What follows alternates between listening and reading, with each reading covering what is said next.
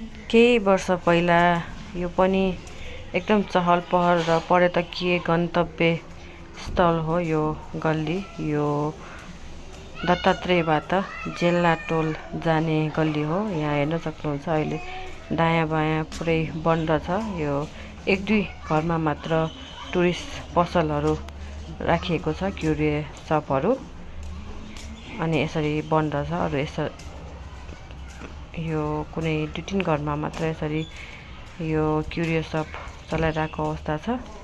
यो मयूर च्याल हो, विश्व प्रसिद्ध मयूर च्याल, जुन भक्तपुरमा मात्र छ। यो गल्ली भयो, यो हेर्न सक्नुहुन्छ पुरै सुनसान बन्द छ।